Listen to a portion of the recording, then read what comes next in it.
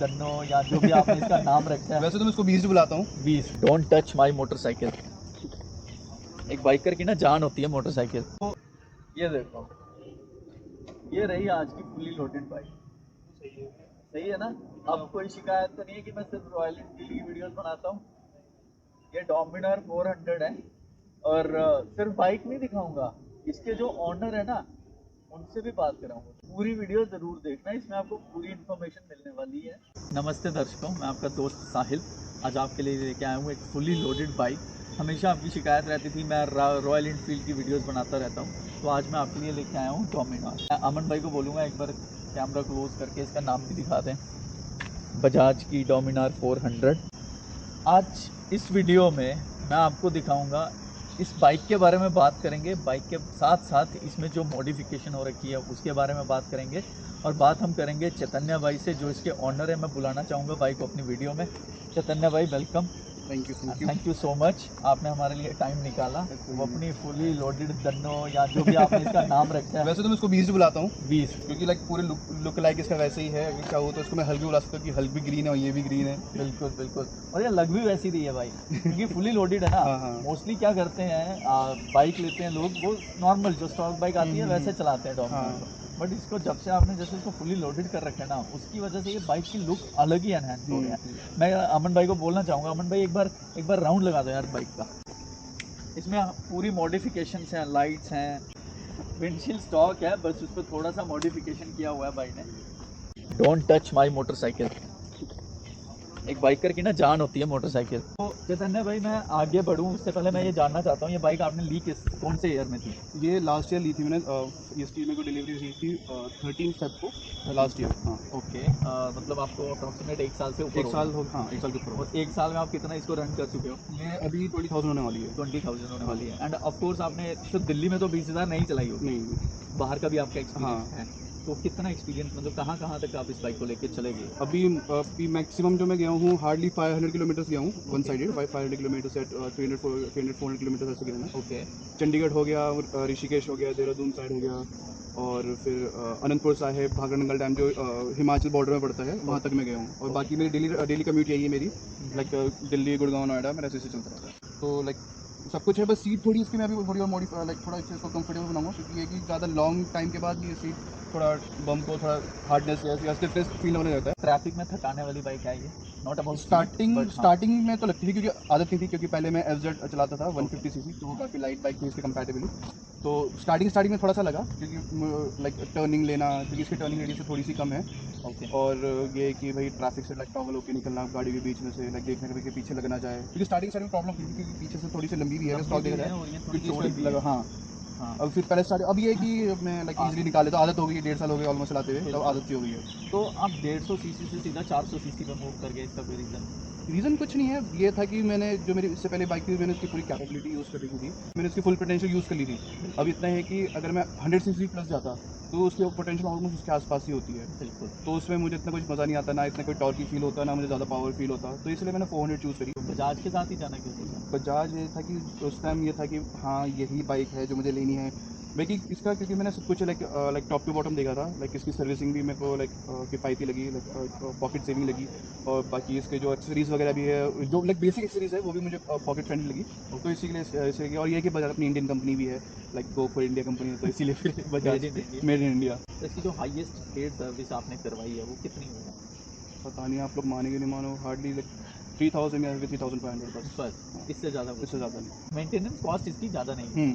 और average mileage इसकी तो बात ही मत करो वो तो सबसे ज़्यादा डेंट मारती है जेब में, कितना? क्योंकि कंपनी जो क्लेम करती है वो 25 टू अराउंड 30 के बीच में क्लेम करती है। हाँ वो क्लेम अच्छी बात है, क्योंकि वो हाईवे का क्लेम है उनका। वो यस, हाईवे में अराउंड ये मुझे 28 या 27 मुझे दे देती है। माइंड में हल्क आ रहा था इसलिए ग्रीन कलर लिया कि नहीं, मेरा जो पहले था कि मैं थोड़ा स्टेल्थ लूँ, ओके, जैसे मैट ब्लैक है। हाँ, पर क्यों मैट ब्लैक भी वो इतना कुछ ज़्यादा नहीं थी, फिर वो है कि उसकी वॉशिंग की फिर काफ़ी हाई मेंटेनेंस, क्योंकि मैट ब्लैक है वो बार बार गंदा होगा, उसमें मिट्टी चढ़ेगी, हाँ, तो उसका वॉशिंग का फिर ज़्यादा लगे। ग्रीन था कि ग्रीन थोड़ा यूनिक सा है, थोड़ा अलग अलग स्टैंड आउट भी करेगा, अट्रैक्टिव लगेगा।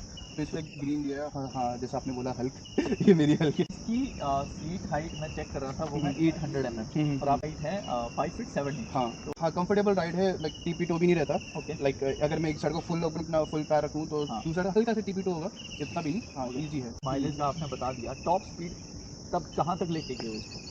टॉप स्पीड में इसको अभी तक मैक्स आउट, जब पहली राइडिंग सारी जब बताते हैं मैं ऋषिकेश गया था, तब मैं इसको 130 तक मैं इसको टच करी थी with pillion. Okay. With pillion इसको मैंने 130 इजीली टच कर दी थी। क्योंकि ये था कि लोग बोलते हैं कि भाई सर्विस नहीं हुई है, हाँ, हाँ। फ्रेश इंजन है तो इसको इतना रन मत करो, ऐसा कुछ नहीं होता है। बाकी वो आपकी राइडिंग स्किल के हिसाब से होता है, आप उसको चला कैसे रहे हो। बिल्कुल। अगर आप उसको सेफली साउंड चला रहे हो, हर प्रिकॉशंस आप ले रहे हो, तो इसमें ऐसा कुछ नहीं कि आप एकदम से उसको पुल करो तो एकदम से इसको इंजन को कुछ इफेक्ट कर दे, ऐसा कुछ भी नहीं होता है। तो ईजिली चलाया उसको, यानी कि ईजिली मैंने चलाया आराम से। 130 मुझे इसमें लाइक ऑलमोस्ट टच हो गई थी 130 विद पिलियन।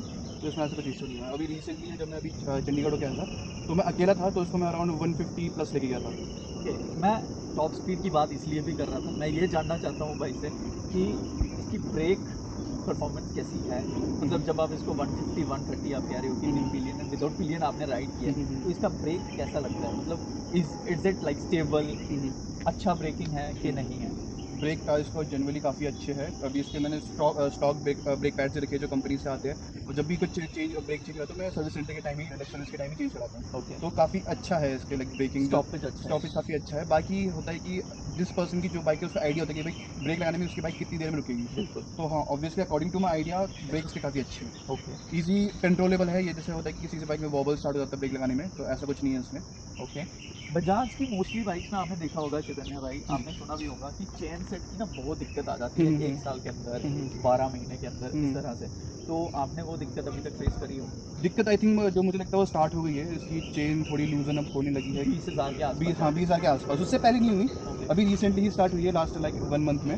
अब कि कोई लाइक किसी मैकेनिक वो बोले चेन स्प्रॉकेट ठीक है, इसको टाइट करा लो, कोई बोला ठीक नहीं है, काफ़ी सारे मुझे मिल रहे हैं। और बाकी मेरे ऊपर डिपेंड है, मैं इसको कब कराना चाहूँ। अब ये है कि मैं इसको सोच रहा हूँ चेंज करा लूँ, क्योंकि काफ़ी सारी चीज़ें मैंने इसको परफॉर्मेंस रिलेटेड इसके अंदर बिल्डअप करी है। अभी चाहता हूँ कि इसमें परफॉर्मेंस के लायक ही इसमें मैं चेन स्प्रॉकेट और चेन सेट करूँगा। तो आप क्या सजेस्ट करते हो कि आपको मार्केट जाके ये चीज़ें करनी चाहिए या फिर शोरूम सर्विस पे जाके, सर्विस सेंटर पे जाके? सर्विस सेंटर का एक हल्का सा माइनस पॉइंट होता है कि आप उसमें आप उनके पास जाके आफ्टर मार्केट चीज़ नहीं लगवा सकते। लास्ट ईयर आपको ये कितना ऑन रोड पड़ गया? इसका ऑन रोड थोड़ा ज़्यादा था, क्योंकि मैंने ये लिया था अपने CSD कैंटीन से, जो एयरफोर्स और आर्मी पर्सन के लिए होती है, क्योंकि मेरे पापा एयरफोर्स एक्स सर्विस एयरफोर्स थे। ओके। तो उनके थ्रू मैंने ली थी बाइक मैंने CSD कैंटीन से ली थी। तो मुझे अराउंड ऑन रोड पड़ी 262 की विद वैसे एवरीथिंग। कितना था बाहर? वैसे अराउंड आपको 293 के अराउंड पड़ जाएगी। 20 से 30,000 का, 40,000 का? हाँ, फ़र्क पड़ता है इसमें। तो काफ़ी ज़्यादा मॉडिफिकेशन भी आपने इसमें कर रखी है। जब मैंने इस बाइक को पहली बार देखा था तो मुझे पता चल गया था कि या तो आप इंस्टाग्राम स्टोरीज बनाते हो, इंस्टाग्राम रील्स बनाते हो, और या फिर आप यूट्यूब की वीडियोस बनाते हो। तो मैं ऑडियंस को ये भी बताना चाहूँगा कि भाई का एक इंस्टाग्राम पेज है जिसमें वो डोमिनार के बारे में काफ़ी ज़्यादा मीम्स रील्स बनाते रहते हैं। तो एक बार भाई अपना आप इंस्टाग्राम पेज हैंडल इंस्टाग्राम मेरा है हेलमेट बॉय 7377 और हेलमेट बॉय 7377 ये लिखा हुआ आ रहा है यहाँ पे, आप इनको फॉलो कर सकते हो। आपको बहुत ही बढ़िया कंटेंट वहाँ पर भी मिलने वाला है। और अगर आपको हमारी वीडियोस भी अच्छी लगती हैं तो हमें भी सब्सक्राइब कर लो यार। फॉलो इंस्टाग्राम पे करना हो तो कर लेना, मैं अपनी आईडी वहाँ पर मेंशन कर लूँगा। बट आप हमारे चैनल को ऑफिशियल DS ब्लॉग्स को ज़रूर सब्सक्राइब करें। बहुत मेहनत से हम आपके लिए बहुत अच्छी अच्छी वीडियोस लेके आ रहे हैं। तो हम मॉडिफिकेशन की बात करते हैं भाई से। तो मॉडिफिकेशन में आपने क्या क्या इसमें एक्स्ट्रा ऐड ऑन किया है? एक्स्ट्रा एड ऑन जितना कुछ मेरे से लग सकता था, जितना कुछ मैं इसके लिए विजन करता था, तो वो मैंने सब कुछ लगवाया है। ओके। आगे जैसे फोक स्लाइडर्स लगवाए मैंने। आपने ये फॉक्स स्लाइडर्स लगवाए हैं? अगर लाइक इम्पैक्ट होता है तो सीधा इसके ऊपर नहीं पड़ेगा। ओके। पहले हमारा ये होगा, जो भी डैमेज पड़ेगा वो हाँ। इसमें डैमेज पड़ेगा। ओके। उसके बाद जाके अगर कुछ ज़्यादा ही हुआ तो तब जाके फिर वो आगे बढ़ेगा। ओके। और उसी से रिलेटेड मैंने इसमें फुल बॉडी क्रैश गार्ड भी लगवाया है, ताकि मैं बाइक की बॉडी में इम्पैक्ट ना पड़े एकदम से। ओके। तो फुल बॉडी ये है, ये इस साइड ये फुल फेयरिंग मेरी पूरी कवर कराई है। इवन इसमें स्लाइडर्स भी है। तो स्लाइडर्स ये है कि वो सीधा इस पे भी इम्पैक्ट नहीं करने देगा आपको। ओके। वो पहले इसी पे ही इम्पैक्ट लेगा, जैसे आगे वो लगा हुआ है। शॉकर की बात करूं, आगे का और मोनोशॉक जो सेंटर में है कैसा परफॉर्म करता है? मतलब थोड़ा वैसा फील होता है, बट ये कि इतना रगड़ भी फील नहीं होता कि भाई शोल्डर दर्द कर रहे हैं या फिर बैक दर्द कर रही है। Pillion इतना भी rider नहीं, के लिए। पिलियन राइडर के लिए भी अच्छा है। इतना आपने इसमें काफी लाइट्स वगैरह लगवा रखी हैं, तो मैं ये सिर्फ ये जानना चाहता हूँ पहले तो कि आपने इसको शौक के लिए लाइट्स लगवाई हैं, इसकी जो स्टॉक लाइट आती है वो कैसा परफॉर्म कर रही है? स्टॉक लाइट है कि परफॉर्मेंस अच्छा है इनका, लाइक थ्रो भी इनका अच्छा है, हाई बीम भी काफ़ी अच्छा है। ओके। पर ये है कि बाकी जो इसमें जो भी मैंने लाइट्स लगवा रखी है वो इससे लगवा रखी है जैसे आगे जाके हम किसी ठंडे एरिया में जाए, हाँ। वहाँ पर फॉग का काफ़ी दिक्कत रहती है, तो Yes. उसमें ये वाइट लाइट कुछ नहीं कर सकती, बिल्कुल। थ्रो जाएगा ही नहीं उनका। हाँ। तो इसलिए मैंने काफ़ी सारी लाइट्स लगाई ताकि लाइक आगे जो पॉट होल्स है वो भी दिख जाए, कोई पर्सन अगर रोड क्रॉसिंग कर रहा है या कोई गाड़ी क्यों ना हुआ कि तो हमको ईजिली दिख जाए वो। 03 हाँ जी, ये जानना चाहूँगा 03 ही क्यों? 03 मेरा डेट ऑफ बर्थ है, ओके। तो इसीलिए 03 लाइक काफ़ी कैची भी लगता है। हाँ, the day you came on earth, right? Yes. तो 3 एंड यहाँ पर आपने इस तरफ तो बाइक ने लगवाए रखा है बीस्ट मोड ऑन, क्योंकि ये अगर आप सामने से बाइक को देखोगे, मैं एक बार अमन भाई को बोलूँगा कि सामने से दिखाएं, तो आप देखिए हर चीज़ ना लिमिटेड और अच्छी लग रही है, ऐसा नहीं है कि बहुत एक्स्ट्रा ओवरलोडेड हो रखी है। पहले मैं जानना चाहूँगा चैतन्य भाई से कि 2,62,000 समथिंग की इनको ऑन रोड पड़ी थी, ऊपर से आप कितना खर्चा इस पर कर चुके हैं? सच बोलूँ तो इसका कुछ काउंट नहीं है, बट अप्रॉक्सीमेट अप्रॉक्स हो गया होगा कम से कम 50-60 के अराउंड सब कुछ, लाइक इवन अपने ऊपर इन्वेस्ट करने के बाद भी, लाइक हेलमेट हो गया, जैकेट हो गया, हाँ, और अपने 1 लाख नी पार गार्ड्स हो हो गए। 1 लाख पार भी नहीं होंगे, इतने भी नहीं हुआ, पर हाँ अप्रॉक्स होगा ये कम से कम 50-60 के अराउंड। 50,000 हाँ जी, 70,000 के आसपास हाँ। मतलब, क्योंकि इसमें बहुत सारी मॉडिफिकेशन है, ये लाइट्स हैं, अलग अलग तरह की लाइट्स हैं, हॉर्न है, बहुत ही प्यारा हॉर्न है, अगर आपको सुनाऊँ मैं तो जिस तरह से ये बाइक चलाते हैं उनको ऐसे हॉर्न की ज़रूरत भी है। और अब मैं आपको सुनाऊँगा इसका एग्जॉस्ट नोट।